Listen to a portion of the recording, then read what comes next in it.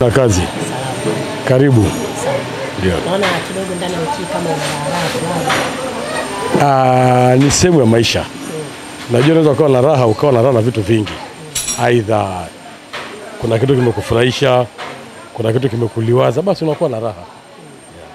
Lakini mtano unaweza kuepuka na shida ya asifu chini kocha Selemani Matola, lakini inahusishwa kuna kocha mwingine anakuja kukava ile sehemu. Kwako wewe unaona ile timu ndio kama mimi ukiniuliza maoni yangu kama mimi nasimamia msimamo wangu kwamba ilikuwa ni wakati wa kuongozwa sasa hivi na wazawa ili na wao tuwape CV za kuweza kusonga mbele. Lakini kwa kwenye mamlaka zao ndani ya utawala wameamua kuleta kocha kutoka nje, mimi ni nani nibishe? Tawakuona mewaelewa, na tunachohitaji sisi ni mafanikio. Hatuhitaji karaha. Kwa hiyo kama anayekuja hana karaha, tutampokea, hamna shida. Kwangu mimi anazo. Lakini kwa utawala nimeona wanaona kwamba hana. Lakini kwangu mimi Selemani Matola na makocha wa Tanzania sasa hivi hizo CV wanazo. Angalia mfano wa karibu. Juzi wenzetu wamehangaika na kwa kupitia kocha mzawa. Natumai yule bwana ni mzawa. Sina uhakika sana. Ni mzawa, na kama sio mzawa itakuwa ni bahati mbaya, lakini hisi ni mzawa. Wenye kocha mzungu wamehangaika.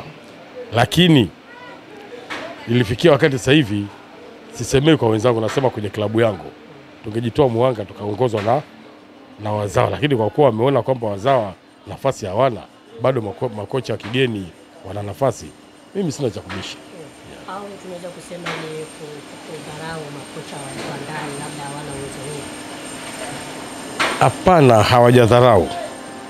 Kudharau hawajadharau, bali naona wameona kwamba malengo wanayohitaji makocha wazawa labda hawataweza kwa wao. Lakini kama ingekuwa ni dharau, wasingemwacha akakava nafasi kwa wakati huu, na ligi ya Tanzania ni ligi yenye pressure sana. Natumaini hawajadharau, ila wameona labda malengo wanayotaka makocha wazawa labda hawezi kufikisha. Kwa nini Selemani Matola hawezi kufikisha malengo ambayo anahitaji? Sijui umeelewa jibu langu. Kwa mimi na imani anaweza, lakini sijui kwa uongozi. Kwa hiyo nisiseme ikawa kama namchonganisha Selemani Matola na uongozi. Ndio maana nimesema tunahitaji kuongozwa na makocha wazawa bila kujalisha kwamba ni Selemani Matola, ni Mwambushi, sijui ni Mgunda, sijui ni Moroko, sijui ni Ahmed, sijui ni nani. Ningeomba tu kwamba nilikuwa nasema maoni yangu mimi tuongozwe na makocha wazawa. Lakini sijasema kwamba Selemani Matola uwezo wana. Nafahamu uwezo wanao, lakini wenye utawala wao, wenye utawala wa mpira wanaona kuna malengo ambayo labda hawezi kuyafikia. Kwenye mchezo wa juzi Jumatano, je, uliangalia timu yako ile inaonyesha ile mbona alikuja kuungana na kuwa timu kali zaidi? Uwanjani nilikuwepo, sio kuangalia kwenye TV. Nilikuwepo uwanjani. Timu kwa siku ya juzi ilibadilika, ilionyesha muunganiko, ilionyesha kwamba ni timu ambayo ipo. Unajua Simba, naendelea kusema kila siku, tatizo si wachezaji. Tatizo ni mfumo. Mfumo wa Simba ulikuwa umefika mwisho. Kwa sasa hivi ulikuwa ni wakati wa kutengeneza mfumo ule unaohitajika na Simba kwa wachezaji waliopo. Unaona Simba hii kimataifa kwenye finali? Mara nyingi mimi naamini kwamba kila dakika 90 ndio msema kweli. Lakini nikianza kuipamba sasa hivi nitaipa kichwa ambacho hakipo. Tuwaacheni, tusiwape pressure, wacheze. Malengo ya uongozi ni nusu finali. Yaani wameruka ngazi moja kutoka robo, wamejiwekea malengo ya nusu finali. Ila mimi ninaona uwezekano wa kufika nusu finali kama tutakuwa serious vizuri, uwezekano wa kufika nusu finali upo. Romain Folz pale Young Africans, pamoja na kupata matokeo toka aje mechi za kirafiki hadi sasa, inaonekana kocha ameshinda mechi zote na kusare mchezo mmoja, lakini kuna wengine wanasema kocha hafai. Je, kwa wewe kocha Romain Folz ni kocha wa aina gani? Je, Yanga anatosha? Kwanza kabisa kipato huleta majivuni. Mtu aliyepata anahisi kwamba hawezi kukosa tena. Yule Roman amekuja na mfumo wake. Yanga ilikuwa na mfumo wake. Kinachotakiwa kufanyika kwanza ni wapenzi wa Yanga kuwalaumu viongozi wao kutokufanya research ya kocha ambaye anaendana na timu yao. Lakini viongozi wao wameenda kumsajili kocha labda kutokana na sifa zake tu. Sasa yule kocha amekuja na mfumo wake. Hakuna duniani mfumo unaingia mara moja na wachezaji wakaelewana. Hicho kitu hakuna. Roman ameshacheza mechi 10. 9 ameshinda, 1 ametoka draw. Sio amefungwa, ametoka draw. Huku timu ikiwa haina muunganiko mpaka sasa hivi.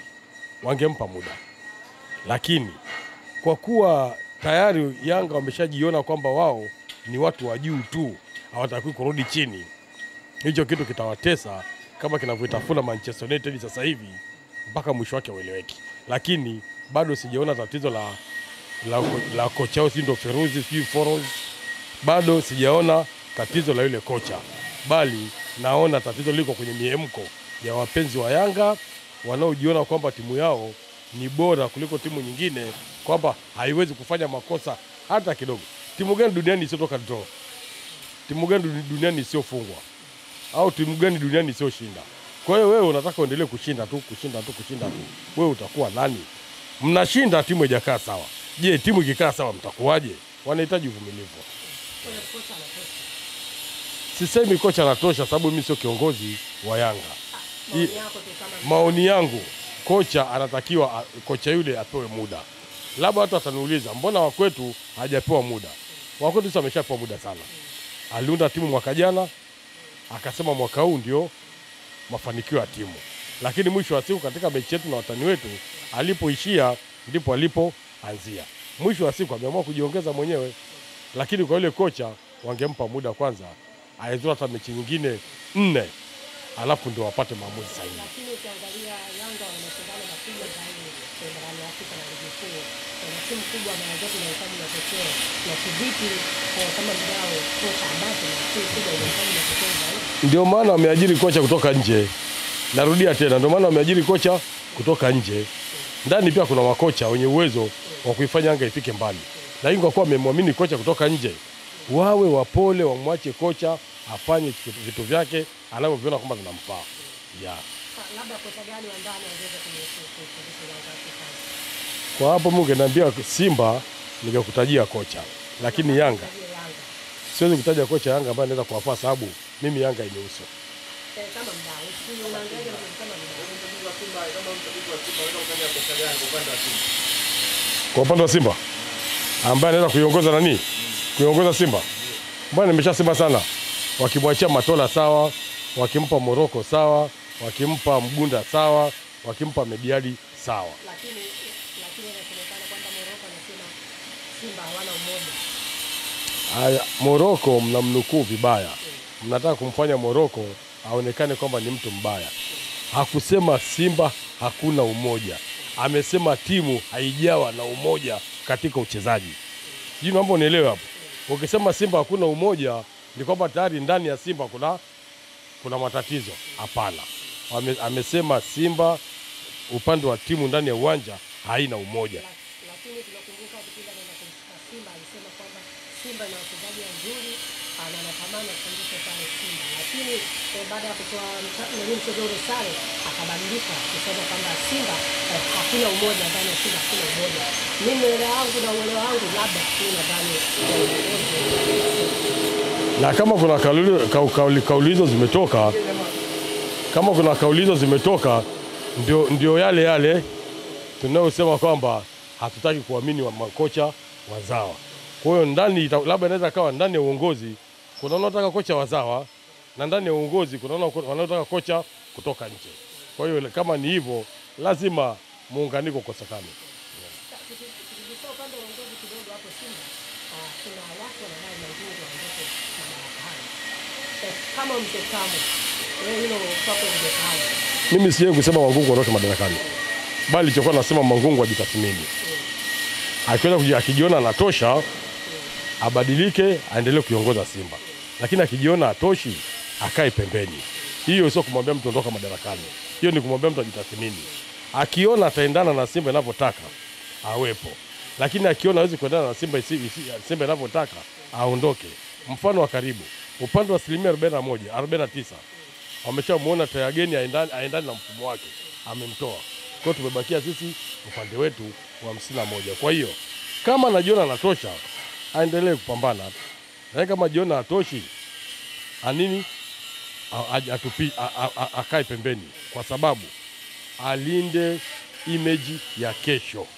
Asilinde image ya leo alafu ya kesho ikawa mbaya. Unadhani kwa nini lawama nyingi zinaenda kwa mwingine? Siku zote hata wewe nyumbani kwako kama umeoa na una mtoto na una familia, hakuna lawama zinakwenda kwa mke wala mtoto. Panapotokea matatizo ndani ya nyumba, anayeulizwa ni baba.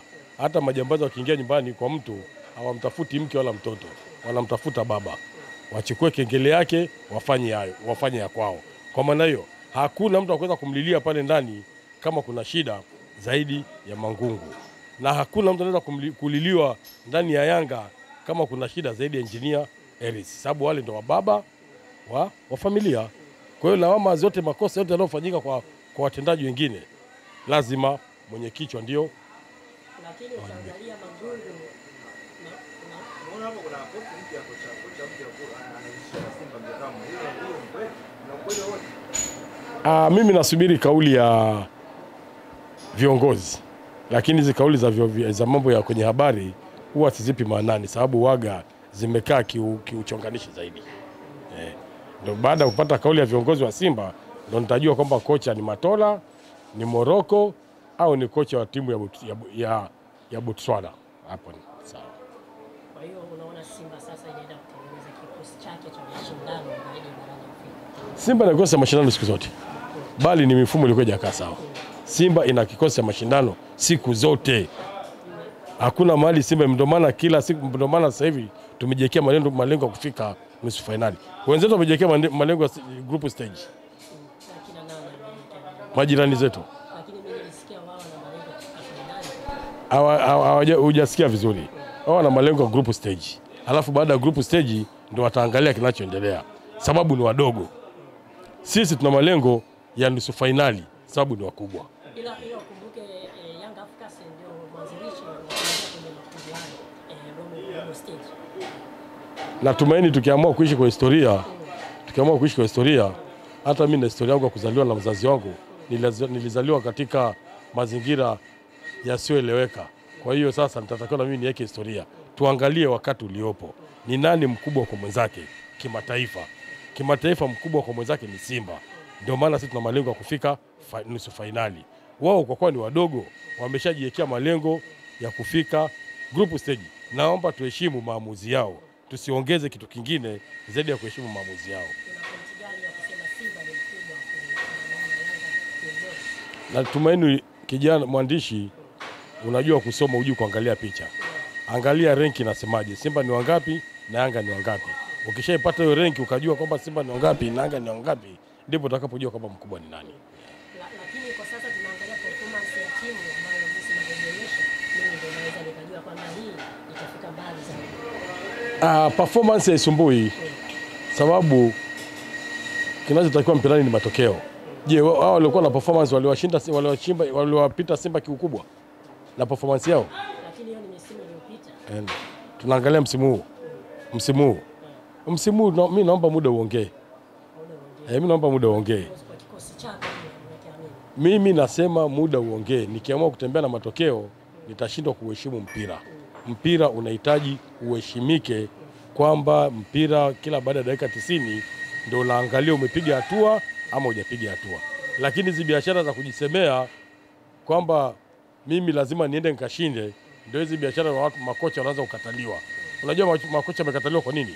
Kwa sababu watu wana imani kwamba kila wanapoingia uwanjani ni lazima wao washinde basi. Lakini mchezo uliopita ulikuwa pesha kidogo kwa Simba. Ndio tulikuwa tunakumbana wanaume 12. Wanaume 11, wanaume 22 walikuwa uwanjani. Kwa hiyo uwezo ukasema kwamba mwanaume mimi nitampiga. Wewe unakubali kupigwa? Si lazima upambane.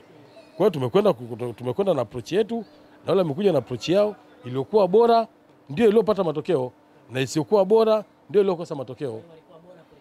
Wanani sasa? Wa Botswana. Sisi tulikuwa bora, kwani aliyopita nani?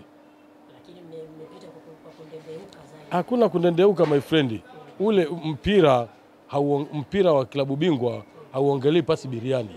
Mpira wa klabu bingwa unaangalia pasi mashine. 1, 2, 3 umeshinda, umepita, aliyebaki na mpira wake, abaki na mpira wake. Ndio maana nimesemaje, siku zote aliyepigwa ndio anayepambana kushinda. Wale lazima wacheze kwa sababu walikuwa wako nyuma ya muda. Sisi tulikuwa mbele ya muda. Tulikuwa tunalinda kile tulichokipata. Unajua sisi hatuko kwenye zile mechi kutafuta milioni 5 za mama. Kama labda ndio pointi yako. Sisi tunatafuta matokeo. Milioni 5 zitapata baadaye. Sisi tunatafuta matokeo. Unaweza kutafuta milioni 5 mwisho zikakutokea puani.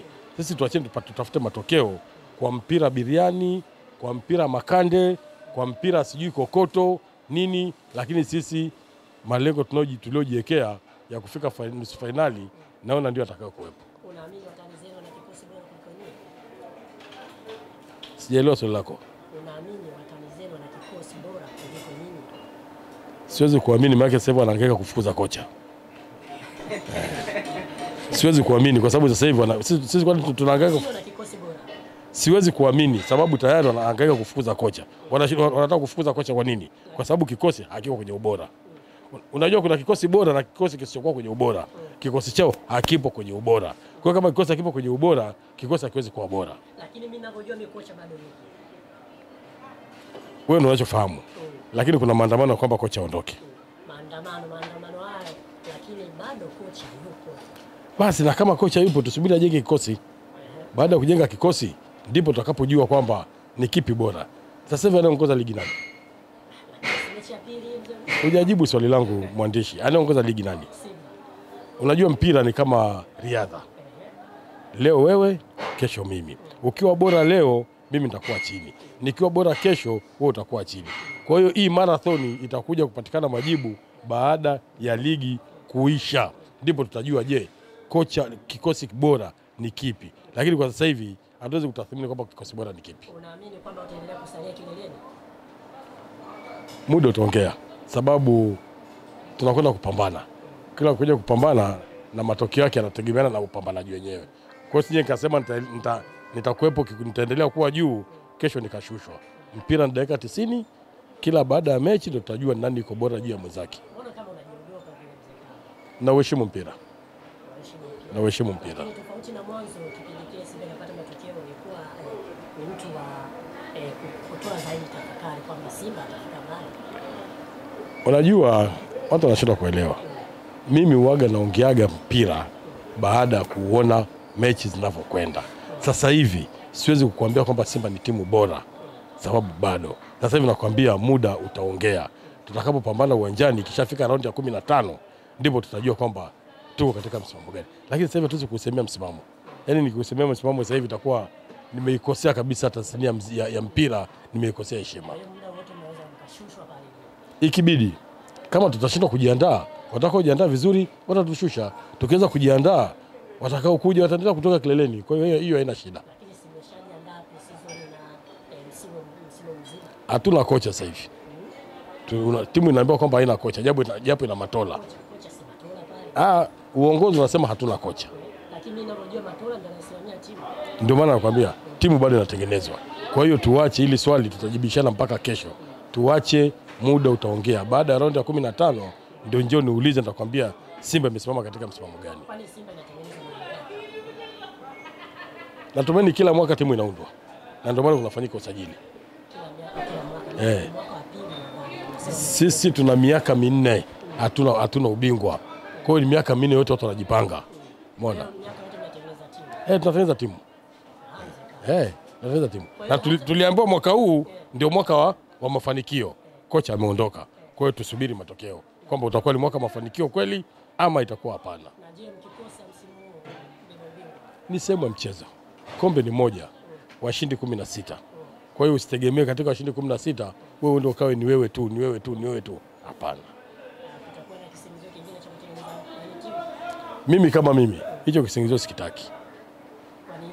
Timu ilishatengenezwa. Sasa tunahitaji matokeo. Kwa hiyo matokeo yakiwa mabaya ndio utengenezaji wetu, matokeo yakiwa mazuri ndio utengenezaji wetu. Kwa mwelekeo wa kundi la Msimbazi Simba ndani ya msimu wa kwanza unaanza. Unaona Simba kwa miaka kubwa kuchukua ubingwa wa ligi kuu. kwa mwaka huu tulionao naipa 50 kwa 50. 50 kwa 50. Naipa 50 kwa 50. Maana unajiogopa Mzee Kamwe. Kujiogopa ni sehemu ya maisha, sababu hata uoga pia ni akili. Najua ninavyojua ni timu kubwa lazima ujiamini. Timu zilizokuwa kwenye ligi kuu, timu 12, 16 zote ni kubwa. Kwa hiyo siwezi kukuambia Simba itakuwa bingwa wakati sijajua hata matokeo yatafikia. Kuna mahali patafika sasa ndio naweza nikatoa tathmini kwamba Simba ni bingwa ama sio bingwa. Lakini hata ukiniambia nicheze kamari sasa hivi, nitacheza tu kamari kwa sababu ni mtu atakuwa labda anahitaji hela. Lakini sio kamari kusema kwamba nitakuwa naongea kwamba Simba itakuwa ni bingwa. Tuache muda, tutaongea ndio tutajua kwamba Simba ni bingwa au sio bingwa. Unadhani timu gani ambayo imefikia zaidi ndani ya ligi kuu ukikutana nao unasema hii italitoa roho? Mabingwa tetezi. Yeah. Swali langu linataka mwenyewe. Unakubali Young Africans ni bora kuliko Simba? Swala sio kwamba kwa kweli nimekuambia kwamba timu na wasiwasi ni Young African ukaniambia kwamba ndio Yanga ni bora kuliko Simba. Jibu langu ni kwamba hata Yanga hawapendi kukutana na Simba. Kwa sababu sisi ni kama Kurwa na Dodo. Ndio dabi kubwa ya Tanzania. Hakuna dabi yenye starehe. Lakini mara 6 mfululizo. Ni sehemu ya mchezo. Uone dabi naenda Miaka 11 Dortmund anasulubika kwa nani? Lakini Kwa Bayern Munich. Sawa, na hata ukiendesha kesi mahakamani, kwa kuwa sisi tuko Jumuiya ya Madola, tunaangalia kesi iliyofanyika Uingereza, Australia, sijui wapi, tunafananisha na kesi yetu ili hakimu au jaji aweze kutoa hukumu. Kwa hiyo unafuata mienendo ya Moisha Zimito. Inaelekea. Na kama nimeshafungwa mara 6 mfululizo, inaelekea ndiko nakoelekea huko. Kwa hiyo hamna matumaini yote ya ubingwa. Ni kwamba tunapambana mpaka siku ya mwisho tutajua si mabingwa ama sio mabingwa. Mzee Kamwe hapo ananiacha hoi. Kwa hiyo huna matumaini ya ubingwa. Nimeshasema 50% ndio ya ubingwa. 50 zingine unaonyesha nani? Timu 15. Timu 15. Kwa hiyo maana nikisema mtani itakuwa kama wengine hawapo. 50 najisemea mimi. 50 iliyobaki naziachia timu 15. Lakini tunavyojua ligi ya Tanzania inaongozwa na mambo mawili. Young Africans na wekundu wa Msimbazi Simba. Na mara zote wanapokonyana hawa wetu nakula. Basi naomba nikujibu kimkato. Mimi najipa 50 kwa 50. Sasa sijui wao Yanga wamejipa asilimia ngapi? 50 kuchukua ubingwa. 50 kuchukua ubingwa. Wala 45, 50 kuchukua ubingwa. Sasa hizo 50 nyingine sijui wenzangu wana malengo gani, kwamba nao wana 50, wana 75 ama na 100, lakini mimi nina 50.